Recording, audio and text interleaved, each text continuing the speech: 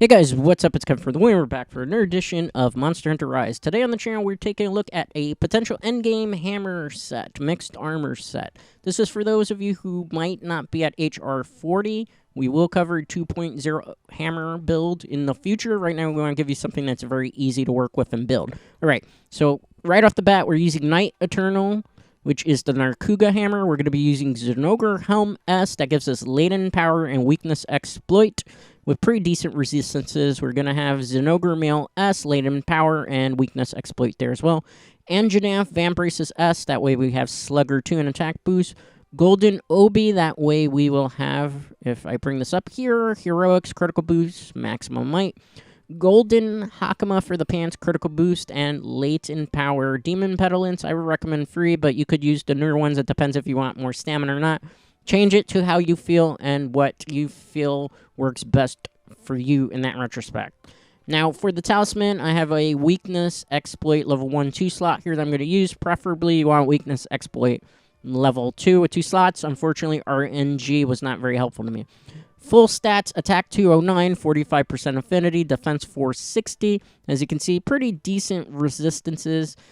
Now for the skills, critical boost level 3, weakness exploit level 3, latent power level 3, slugger level 3, windproof level 3, speed sharpening level 3, attack boost 2, maximum might. If we had a better talisman and we had 2 level 2 gem slots, I would recommend putting 2 level 2 attack gem boosts. That way you could get level 4 attack. Alright, so for the purposes of this demonstration, I'm just going to kind of give you a basic kind of understanding of the hammer. Keep in mind, I am not tooting my horn and saying that I am a hammer master whatsoever. Honestly, I feel like this is one of the more underwhelming blunt weapons that is available to use in Monster Hunter Rise, but there are some people who are still very hammer faithful. Now, the hammer, for those of you who are familiar with the Greatsword, they kind of play similar in the sense that they both have a charge up meter. So you can charge up the hammer up to, I believe it's a level 3 charge. Depending on the charge, depends on the type of attack that you get. Also very dependent on the type of attack you get is the fact that you can kind of change the hammer stances that you're in. There's a horizontal one, and there's a vertical one, and it looks like there's even a third one depending on how you switch and depending on basically the charge level that you do. For the purpose of this showcase, I want to show the hammer against a monster with a large head, because those are where pretty much the hammer excels greatly at. So we're fighting Ankono-sam. Alright, so for the hammer, it's a blunt weapon. As with every blunt weapon, you want to deal all your damage primarily to the head, as that's where you're going to be doing the most damage. Now, as you see, also with the hammer, one of the big problems is you're a very slow-moving weapon. You have, obviously, your regular vertical and horizontal swings, which are controlled with the X and the A button. As you can see, if you leave your hammer just the way it is in this particular stance, you will, on a level 3 charge, do a spinning attack. With this particular stance, everything that you do is primarily going to swing sideways, left to right. You can, however, and you will notice it when I have an opportunity to do so, switch the stance of your hammer so that you'll see it turns basically blue color. That will show on the upper left-hand side in a minute. Primarily for this particular monster, it's better to do side-to-side slams because obviously just look at how large the head is. Alright, let's get the uppercut. We got the, okay. That's a knockdown for those of you who are not familiar with that. We're going to charge up our hammer, get some nice meaty damage here, as you see here. Hammer is really good at doing part breaks on the head. Hammer is, as you can see, very good, just like a KO weapon, at KOing monsters, basically stunning them and making them fall. Also, hammer is very good at exhausting monsters. That's when they're drooling around. As you see, I switched the stance. When I switch the stance with the Z, R, and A button, you will switch the stance, and now I could swing this upward strike. Now I switched it back, so it goes back to the left to right. The upward strike stance basically can do a uppercut move. This is really good against some of the smaller monsters and monsters that tend to fly very high up in the air, and you can time it just right. This monster, however, is very big, and because it's got a wide radius, it's better for me to stay in this stance. As you see here, I'm able to do a lot more damage to it than if I try to uppercut it. Uppercut is really good on smaller enemies. Uppercut works great against monsters like Lagambi. It also works pretty decently against like Grape Izuchi. The uppercut also works pretty decent for slow moving targets where they're not moving around a lot. Hammer in particular, as you can see even with my hunting here, is always kind of at the disadvantage of being incredibly slow. It takes a long time sometimes to charge up your hammer. Yeah, you can fix this with focus, but even then it's still incredibly slow time. Obviously, it's slow and it swings incredibly slow. So if you miss swinging with the hammer, it leaves you extremely vulnerable to counterattacks, which the monsters love to do, in particularly Monster Hunter Rise. On obviously monsters like Tetradon, where they move about quite a bit, it's still better to use the yellow stance for the hammer. I'm not going to necessarily give it a professional name here. All right, so we got the mount game going on. As I say many times in these nice, simple, basic guides for you newer players out there, is you always want to do the mounting game. Yeah, it takes up a little bit of time, but as you do damage to the monster, you have a higher chance of getting a lot of shiny drops down. And sometimes, depending on the situation, you can get even rare drops. Not that we're fighting a Rathian here, but I've done many games where fighting a Rathian, I have gotten Rathian rubies and Rathian plates from the shiny drops of just doing the mounting minigame. So it is always in your benefit to do it. Also, you do, depending on the monster, a lot of significant damage. This also gives an opportunity to attack the head, so we're going to get a level 2 charge out.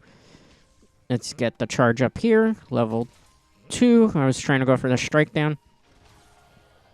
I might change the stance here in a minute, depending. Let's move a little backward. Okay, I switched the stance here. Now we got the uppercut move. Gonna try to see if I can get an uppercut on him. Gotta wait for him to peck down, and then counter strike. There's an uppercut. As you see, it's not very useful against monsters with this particular radius. Against smaller monsters like Langambi, great. Against slower monsters, Tetradon in particular, when he's kind of a little bit exhausted, very good for the uppercut. Horizontal, though, is probably the way you want to go here. I'm going to switch the stance here in a minute. I'm going to get pecked. Let's back away. No sense taking a cart that we don't need. Heal up. One thing that I also don't particularly like about the hammer is their switch styles. I don't have all of them unlocked as of yet, but the ones that I do have unlocked, like, launches you up in the air, which is kind of useless because most monsters are too fast, and launching your hammer up in the air and spinning downward only really helps if the monster's already down, and by then you kind of waste a long time on just the charge-up animation of that switch style to really do things. You're better off just going for charged-up attacks on the hammer. Okay, he's gonna peck. Probably peck this way. I thought I was going to be able to get out of the way of that. Clearly, I was wrong. All right, let's get some nice regular damage going.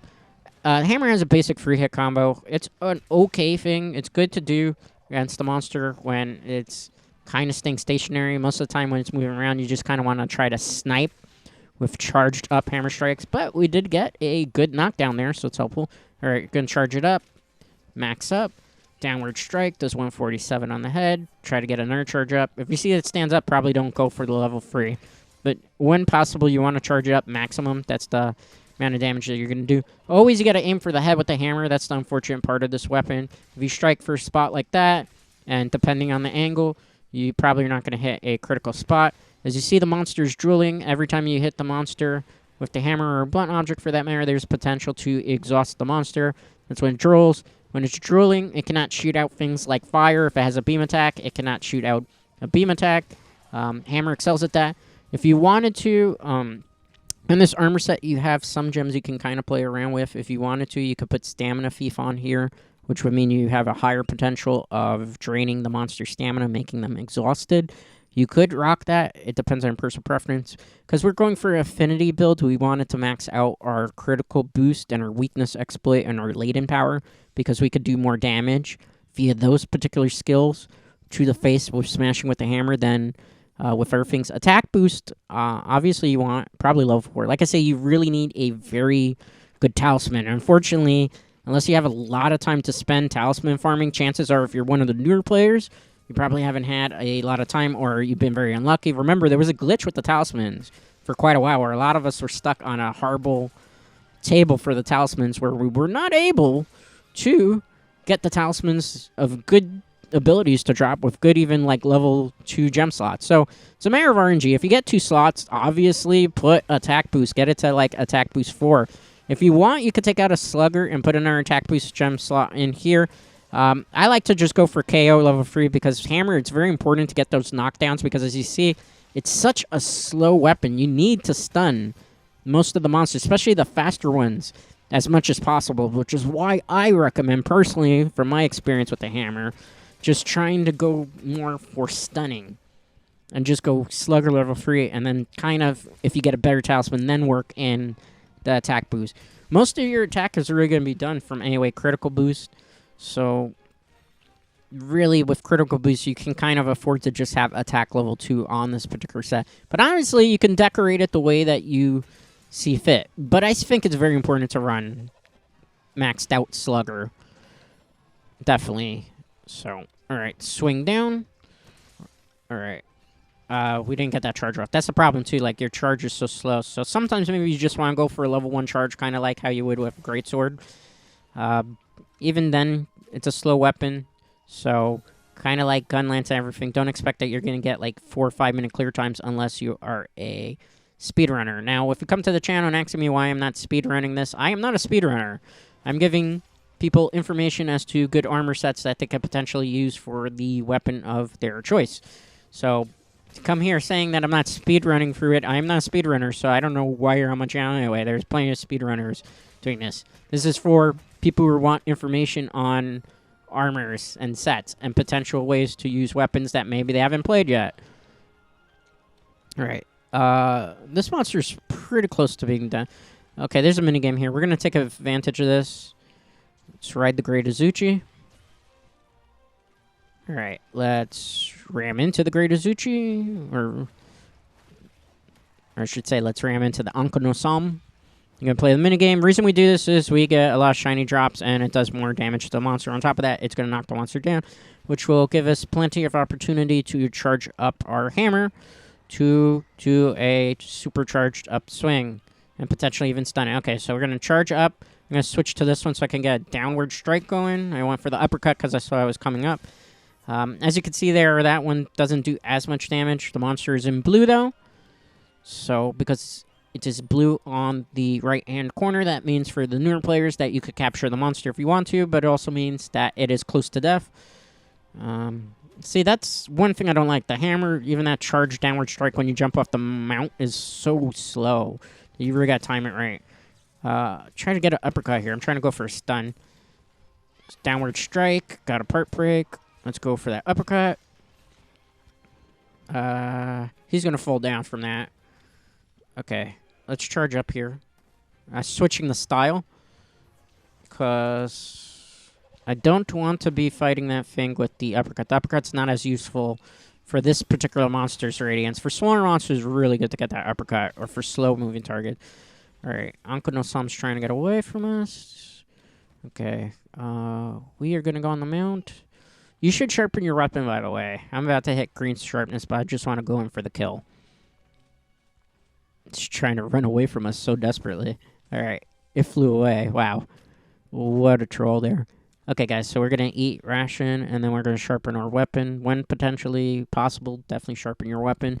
You could do different builds, obviously, with handcraft to try to maximize the sharpness. Honestly, since the Narkuga weapons already have a good natural white sharpness, you don't necessarily need to use handcraft for this particular hammer. There are hammers that have less sharpness where it comes in more beneficial for 2.0 builds, which, again, we'll be covering 2.0 hammer builds in the future. I wanted to get out some easy starter armor sets that everybody could basically make before HR 40 and up. So these are kind of for those people who might just still be struggling to clear their HR 7s or maybe still very, very new.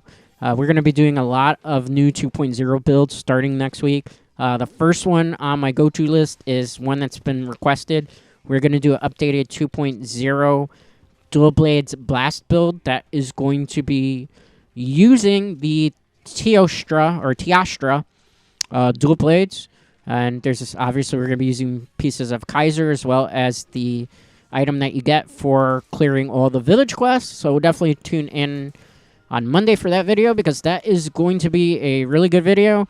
After we do our dual blades video, I'm going to take a look at more light bow guns, because we've only covered the Pierce one so far, but there's a lot of cool sticky builds. There's the Magnamalo one that's really, really good. There's another one that's not so great because of negative affinity, but it's worth covering because it is technically the best cluster bombing variation of that weapon, but it does give you slower clear times. We're also going to be taking a look at different heavy bowguns that I haven't really covered on the channel, and giving some heavy bowgun love as well. We're going to be covering the light sword again in the future. We're going to be covering the switch axe. A lot of things that people have been asking for recently, which is to my surprise, is people want an updated version of the switch axe. So you got that coming next week. It's right after the light bowgun build, I should say, and we took down the Ankonosum. So that's basically kind of what you want to do against most monsters with the hammer. I am going to do a great Azuchi hunt also to show you how to handle some of the smaller, weaker monsters where you probably have more benefit of getting more uppercuts in and changing the stance more so often. For Ankonosum, really the uppercut, it's kind of hard to hit it with it because there are just too many variables. It moves around a lot, it flies. It's not as slow moving in its flight as, let's say, a Raffian. I didn't bother to fight a Raffian this time around because I'm just kind of tired of fighting her, and I'm pretty sure you guys are tired of me fighting the Raffian non-stop on this channel as of late, so I want to kind of spice it up with a different monster. Now, like I said, the hammer is a slow, blunt weapon. It is, I don't want to say F tier because that's not fair, but it is significantly low tier compared to our weapons. Probably most people consider it more on the bottom. So, you know, it's kind of one of those things where if you've always been a hammer main, you kind of know how it is. Hammers kind of excel in group play because they will do a lot of KO damage and help support their opponent, or not really their opponents, but their partners, where they can secure KOs and the partners can go ham and they can get part breaks on the head, which is kind of important, like if you're fighting a Rajong. That's where people love hammer users in particular. Their problem really with hammer is that Hunting Horn kind of does everything it does and more and better. So that's kind of why you tend to see Hunting Horn a lot more online than a hammer. Also, Sword and Shield does everything that the hammer does and more, and it does it better. So I'm not trashing the hammer because it's a nice little nuance and it's been around since the dawn of Monster Hunter, but in terms of a weapon, in terms of support, in terms of the switch skills that are currently available for it, in terms of the hammer options and the armor options, and just the fact that you can't gem as many things in on sets like you used to be able to do in previous Monster Hunter games. So you can't have, like, super god sets like you used to. It greatly hinders the amount of efficiency that you can get out of your hammer. And then again, the other thing about hammer builds in particular is that it's very dependent on getting Weakness Exploit 2 with 2 slots, and, like, getting also Weakness Exploit 2 or, like, Critical Boost level 2 slots. Like, those are, like, the best talisman that you could possibly get, and it is by far one of the hardest ones to get to drop. So, all right, we're just fighting Great Azuchi here. I want to show you a different type of radius where it's not as wide, where you have to then kind of change up your style a little bit more to be able to kind of effectively hunt. There we go. Did a downward strike. That secures the KO. Let's get a full charge up. That gets another KO, as you saw there. So we are very KO heavy already from the get-go. That's kind of what you want to do with your hammer. You want to get as many KOs as possible. That's why I kind of recommend Slugger at level 3, because then you can just go ham like this on the monster. Look at all the damage we just dealt there, guys. That was a perfect combo going. You kind of want to go at those type of combos out. Like I said, I'm not the most proficient with the hammer, but I can kind of play it decently enough to kind of help those newer players out. All right. We're going to charge this up. He's going to swipe. I thought I was going to be able to move out of the way there. That's unfortunate. Let's swing. All right. Swing again. Little monster's in the way. I'm going to get swiped attack. That's fine. I'll bounce this way. That's everything, because hammer's slow, and if you miss a swing or you're right not in perfect position, you get punished a lot. So got to be careful. I'm going to pick up these parts because I'm greedy. I don't really need them, but It looks like we got a turf war going on here. A triple turf war, I believe. Oh, no. It's a double. Oh, no, it is a triple. Wow. That's so inconsiderate. But we'll make do what we can. We're going to ride the... Okay, we're riding the Great Azuchi. We are going to bump into both these monsters. I am going to ride the Azuros in this particular situation, although I kind of wanted to go for the Great Wagi.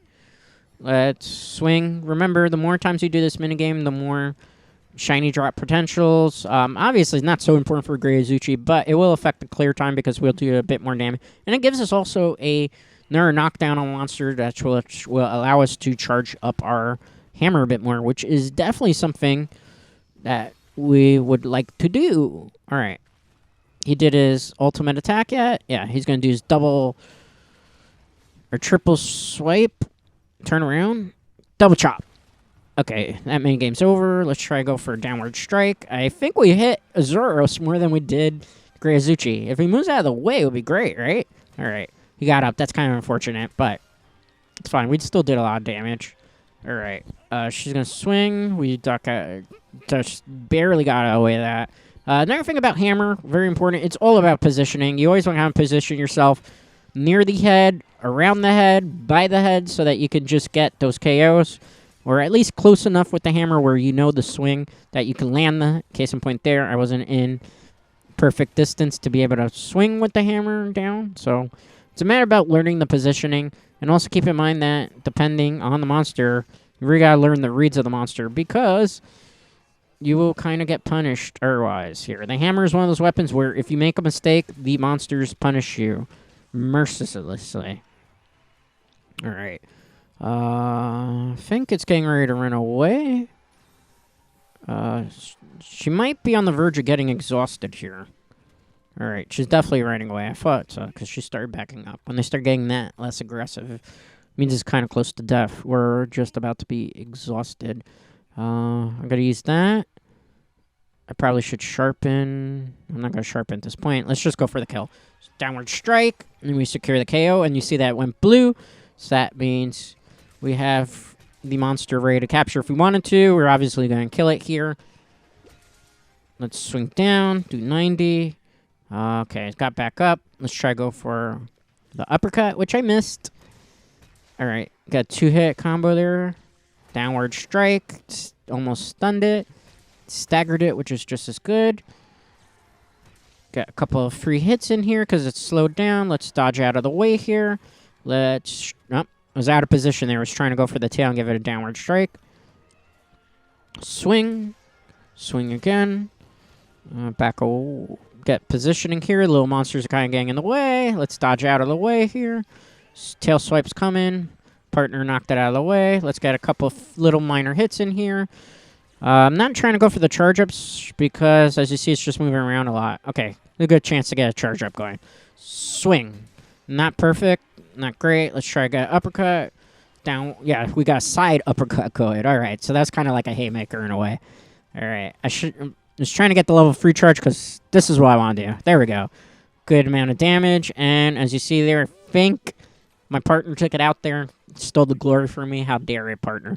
All right, guys, so that's kind of the basics of what you kind of want to do with the hammer. This is kind of one of those armors that's pretty good at affinity abusing, and will also give you the ability to KO the monsters quite a bit. Obviously, you need a bear talisman than the one I'm rocking, so hopefully weakness exploit 2, critical boost 2 with 2 slots. That's ideally what you would want to run this set so that you could put in more attack gems.